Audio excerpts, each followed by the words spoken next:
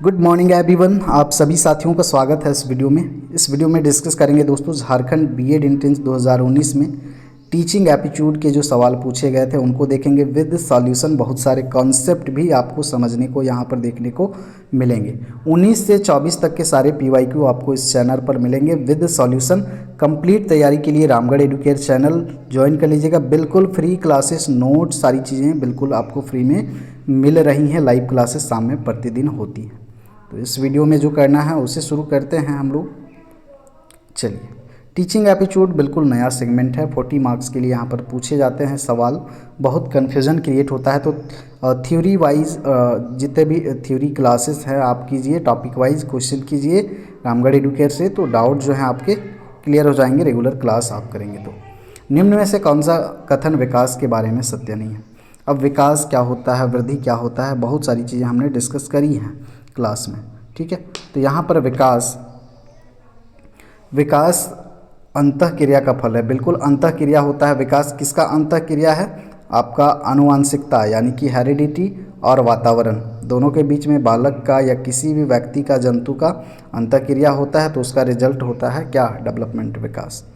विकास एक व्यवस्थित श्रृंखला का अनुगामी है। बिल्कुल ये व्यवस्थित श्रृंखला, सिस्टमेटिक ढंग में विकास होती है अवस्थाओं के अनुसार। विकास एक व्यक्तिगत प्रक्रिया है, ये व्यक्तिगत भी है। बिल्कुल सभी का अलग अलग डेवलपमेंट होता है। किसी का कोई 5 साल का बच्चा है, इसका तेज़ी से डेवलपमेंट हो रहा है, वहीं और एक 5 साल का बच्चा है, उसका धीरे धीरे विकास हो रहा है। तो व्यक्तिगत प्रक्रिया कह सकते हैं। विशिष्ट से सामान्य की ओर नहीं होता, सामान्य से विशिष्ट की ओर होता। तो ये यहाँ पर सत्य नहीं है। आगे देखें, बालकों की सोच अमूर्तता की अपेक्षा मूर्त अनुभवों एवं प्रत्ययों से होती है यह अवस्था। तो यह अवस्था साथियों जीन पियाजे का जो संज्ञानात्मक विकास है, जीन पियाजे ने संज्ञानात्मक विकास का सिद्धांत दिया है। संज्ञानात्मक विकास सिद्धांत बच्चों के विकास कैसे होते हैं। संज्ञान का मतलब ज्ञान, तर्क करना, चिंतन करना, कल्पना करना, मेमोरी शक्ति, मैथमेटिकल कैलकुलेशन, रीजनिंग क्षमता, ये सारी चीज़ें संज्ञान के अंतर्गत आती हैं। तो संज्ञान का विकास कैसे होता है, 4 अवस्थाएं बताई हैं जीन पियाजे ने। तो यहाँ पर यह जो अवस्था होती है साथियों, यह अवस्था 7 से 12 वर्ष की अवस्था को कहा है इन्होंने। तो इसका थियरी भी हमने बहुत डिटेल में डिस्कस करा है। मानव विकास किन दोनों के योगदान का परिणाम है? अभिभावक, अध्यापक, सामाजिक सांस्कृतिक कारक, वंशानुक्रम, वातावरण, जो कि हमने अभी पहले डिस्कस करा। आगे देखें, निम्नलिखित में से पियाजे के अनुसार बौद्धिक विकास का निर्धारित तत्व नहीं है। बौद्धिक विकास जो होता है मानव का, तो कौन सा तत्व जो है निर्धारक नहीं है?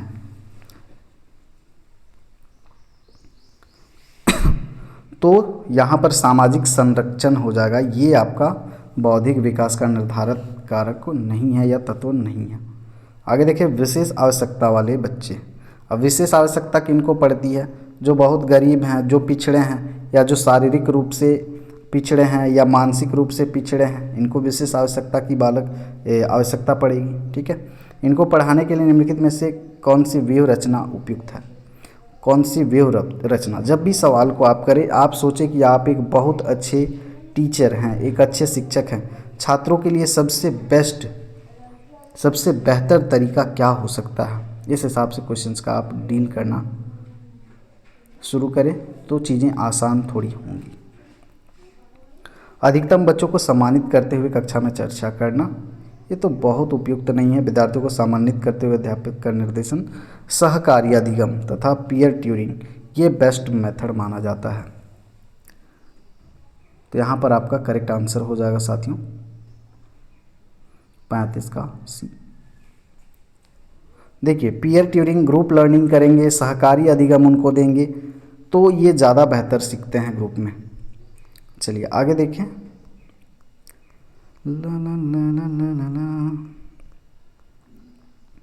समस्या के अर्थ को जानने की योग्यता वातावरण के दोषों, कमियों एवं रिक्तियों के प्रति सजगता विशेषता है। समस्या के अर्थ को जानने की योग्यता। अब आप देखिए, आप में इतनी योग्यता है कि आप समस्या को जान रहे हैं, वातावरण के दोष, कमियां, रिक्तियां, इनके प्रति भी आप सजग हैं। ठीक बात, ये तो बहुत अच्छी बात है। तो ये कौन कर पाते हैं? जो सृजनशील बच्चे रहते हैं, जो क्रिएटिव माइंड के रहते हैं, सृजनात्मक सोच के रहते हैं, वे बच्चे कर पाते हैं। प्रॉब्लम सॉल्विंग में आगे रहते हैं। दोष, कमी, रिक्तियाँ क्या हैं, इनके प्रति भी सजग रहते हैं क्रिएटिव चाइल्ड। आगे देखिए, एक कॉलेज जाने वाली लड़की ने फर्श पर कोट फेंकने की आदत डाल ली है। लड़की की माँ ने उससे कहा कि कमरे से बाहर जाओ और कोट को खूंटी पर टांगो। लड़की अगली बार घर में प्रवेश करती है, कोट को हाथ पर रखकर अलमारी की तरफ जाकर कोट को खूंटी पर टांग देती है। यह उदाहरण है। अब जो जैसा कहा गया वैसा कर दिए, ठीक है। तो ये क्या हो जाएगा, यहाँ पर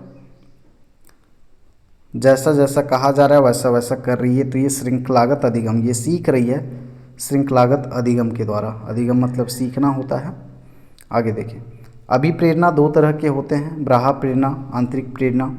समावेशित किया जाएगा यहाँ पर। देखिए बाह्य प्रेरणा में कौन कौन होगा, यहाँ पर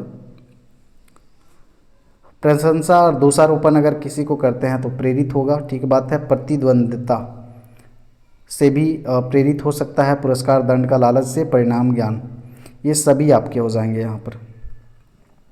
जिस प्रकार प्रक्रिया में व्यक्ति दूसरों के व्यवहार को देखकर सीखता है, न कि प्रत्यक्ष अनुभव के द्वारा को कहा जाएगा। दूसरे को व्यवहार को देख करके सीख रहा है, ठीक है। डायरेक्ट अपना अनुभव नहीं कर रहा है, प्रत्यक्ष रूप से अनुभव नहीं कर रहा है। तो ऐसे सीखने को कहते हैं साथियों सामाजिक अधिगम। आगे देखिए, अधिगम निर्योग्यता का लक्षण। निर्योग्यता मतलब योग्यता नहीं है।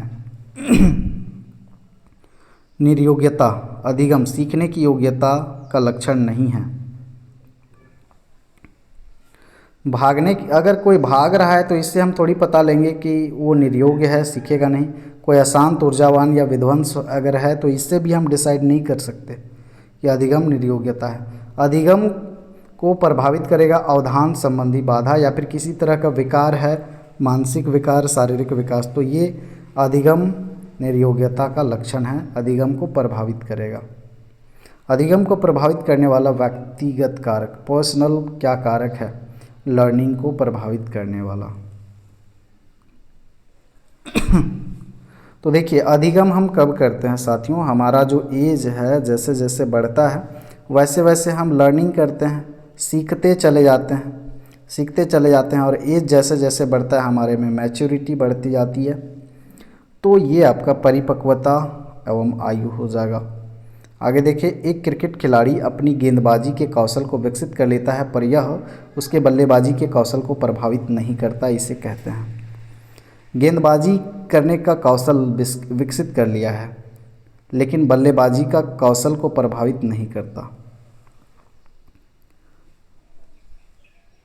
तो ये हो जाएगा शून्य प्रशिक्षण अंतरण, किसी भी तरह का अंतरण नहीं हुआ, वो सीख लिया है गेंदबाजी करना लेकिन बल्लेबाजी कौशल में उसको कोई प्रभाव नहीं पड़ा।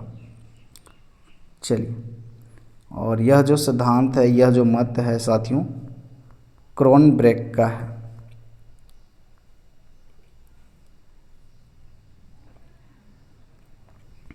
आगे देखें, पूरे 40 प्रश्न करेंगे तो आप लोग आराम से स्पीड बढ़ा के देख सकते हैं। निम्न में से कौन सा कथन किसी व्यक्ति के मानसिक स्वास्थ्य को उत्तम रूप से प्रदर्शित करता है? कैसे हम डिसाइड करेंगे कि किसी व्यक्ति का मानसिक स्वास्थ्य जो है उत्तम है? पूर्ण अभिव्यक्ति कर रहा है, संगतिकरण और सामान्य लक्षण के निर्देशन से। मानसिक विकार अगर नहीं है तो भी ये मानसिक स्वस्थ है, और उस व्यक्ति के विकारों से मुक्ति अगर है तो भी तो स्वस्थ ही माना जाएगा।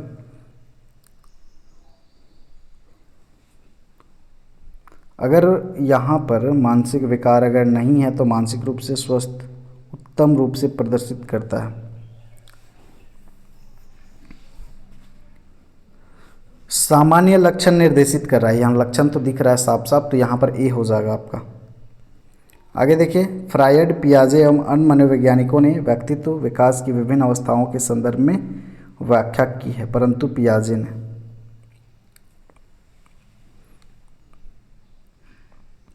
पियाजे ने क्या कहा है? पियाजे ने कहा है साथियों, विभिन्न अवस्थाओं को समझने के लिए संज्ञानात्मक बदलाव के बारे में इन्होंने कहा है कि अगर बालकों का अलग अलग या अवस्था को जानना है, शैशवावस्था को जानना है, बाल्यावस्था को जानना है, या फिर किशोरावस्था, युवावस्था को अच्छे से समझना है। तो इनके जो संज्ञानात्मक विकास के सिद्धांत, जो 4 चरण दिए हुए हैं, 4 अवस्था, उनको आपको समझना होगा।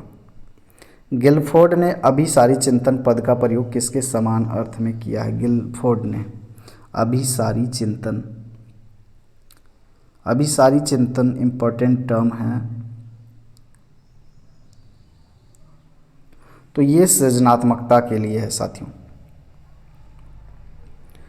निम्नलिखित में से कौन सा रुचि के बारे में सत्य नहीं है? रुचि के बारे में सत्य नहीं है। रुचियाँ जन्मजात और अर्जित तो होती हैं। अब हमारा जो इंटरेस्ट है, इंटरेस्ट जो है, देखिए दोस्तों, इंटरेस्ट जो हैं जन्मजात नहीं होती, अर्जित हो सकते हैं। रुचियाँ समय के अनुसार बदलती रहती हैं। हाँ, ये भी सही है। रुचियाँ योग्यता और अभिक्षमताओं को से संबंधित नहीं हैं, तो ये तो सही है। रुचियाँ व्यवहार में आकर्षण एवं विकर्षण के प्रतिबिंब नहीं है।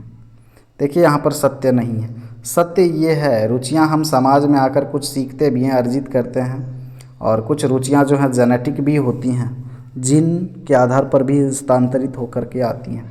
हमारा एज जैसे जैसे बढ़ता है, हम में इंटरेस्ट, रुचियाँ भी बदलती हैं, तो ये भी होगा सही, ये भी सही है।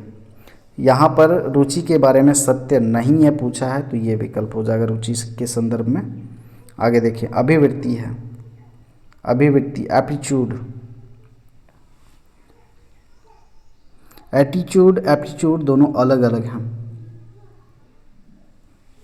अभिवृत्ति क्या है साथियों? एक भावात्मक प्रवृत्ति जो अनुभव के द्वारा संगठित होकर किसी मनोवैज्ञानिक वस्तु के प्रति पसंदगी, नापसंदगी के रूप में प्रतिक्रिया करती है। तो ये है आपका अभिवृत्ति।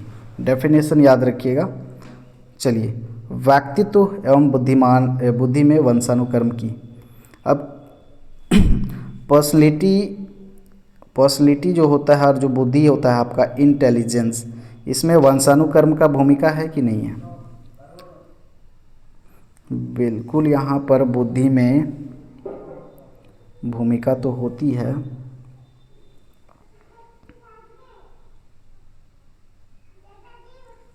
भूमिका होती है साथियों, लेकिन आकर्षक ये तो जरूरी नहीं है। महत्वपूर्ण भूमिका, नाम मात्र भूमिका होती है। ऑप्शन ए हो जाएगा। यहाँ पर आगे देखेंगे हम लोग। जिन इच्छाओं की पूर्ति नहीं होती उसका भंडार गृह निम्न में से कौन सा है? इसका भंडार गृह को हम लोग कहते हैं इदम। इसके भंडार गृह को कहते हैं इदम। और जो सिगमंड फ्राइड हैं, सिगमंड फ्राइड मनोवैज्ञानिक हैं, इन्होंने इसकी व्याख्या की है, फ्राइड।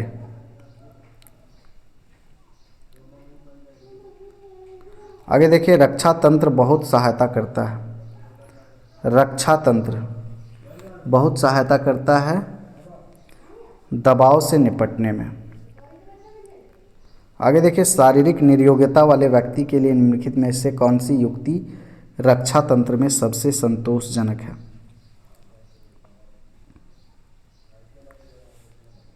अति कल्पना। आगे देखिए, बालक प्रसंग बोध परीक्षण 3 वर्ष से 10 वर्ष की आयु के बालकों के लिए बनाया गया है। इस परीक्षण में कार्ड में प्रतिस्थापित किए गए हैं।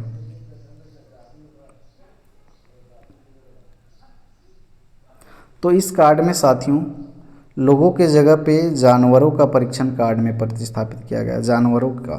ठीक है,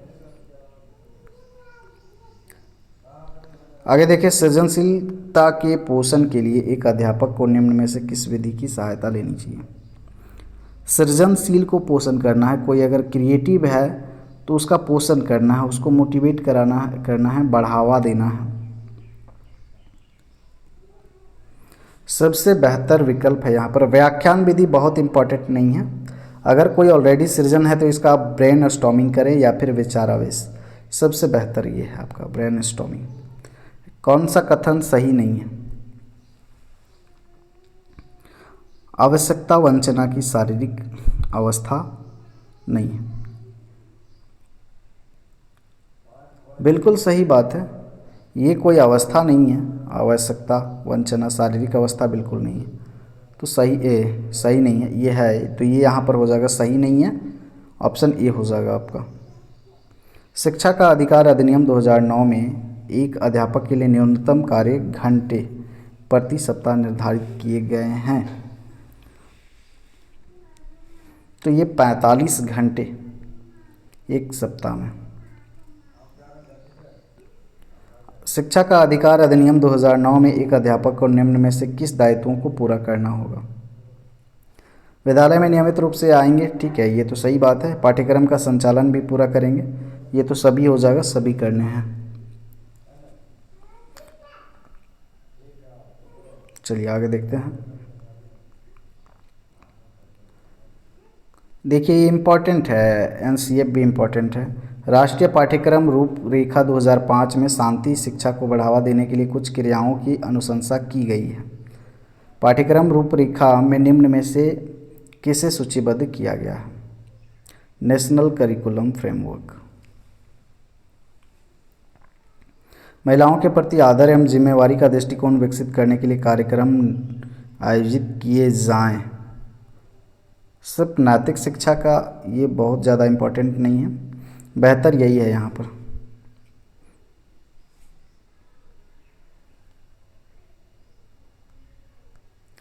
चलिए आगे देखें। राष्ट्रीय पाठ्यचर्या की अच्छा यहाँ पर हाँ ठीक है, राष्ट्रीय पाठ्यचर्या की रूपरेखा 2005 में बातचीत की गई है।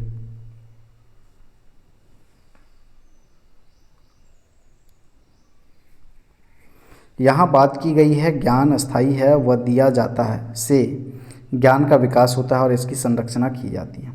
ऑप्शन ए होगा यहाँ पर। क्रियात्मक अनुसंधान का उद्देश्य है। क्रियात्मक अनुसंधान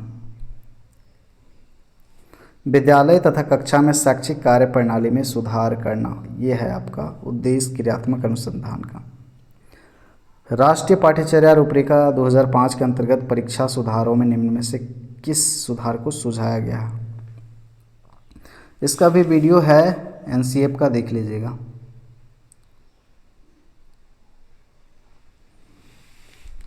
सभी हो जाएगा यहाँ पर करेक्ट आंसर।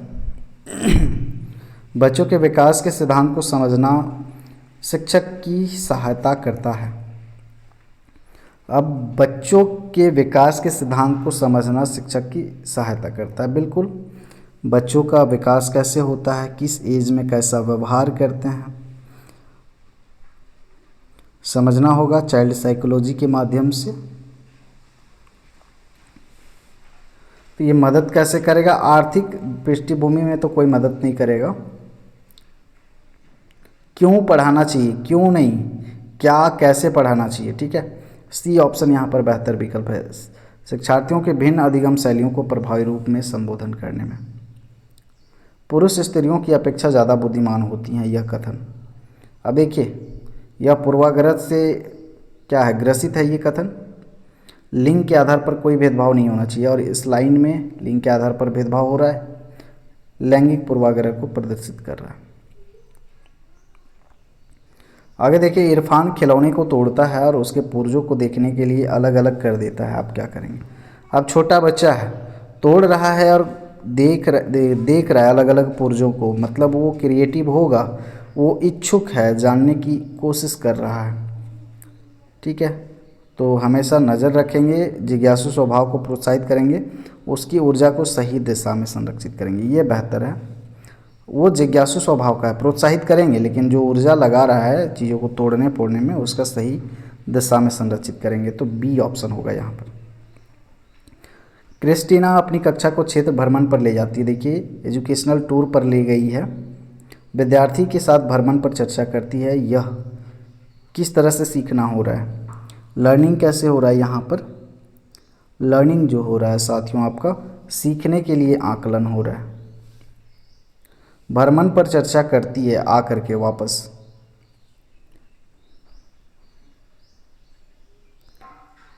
सीखने के लिए आकलन, मतलब वहाँ पर आकलन किया जा रहा है कितना सीखे बच्चे। प्रत्येक शिक्षार्थी स्वयं में विशिष्ट है, इसका अर्थ है बिल्कुल सभी में विशेषताएं हैं सभी अपने आप में विशिष्ट हैं, सबकी रुचियां अलग हैं। क्षमता, योग्यता, अभिरुचि, बौद्धिक क्षमता, मानसिक क्षमता सभी अलग हैं, तो सभी स्वयं में विशिष्ट हैं। ऑफ कोर्स ना तो कोई समान विशेषताएं हैं, ना कोई उनके लक्ष्य समान होते हैं। कुछ कुछ समान हो सकता है, खेलने कूदने में कोई समान हो सकता है।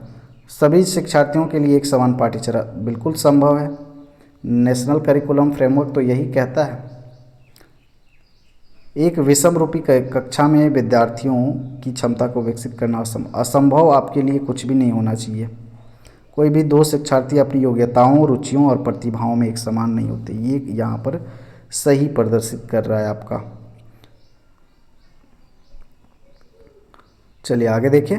भारतीय समाज की बहुभाषिक विशेषता को देखा जाना चाहिए।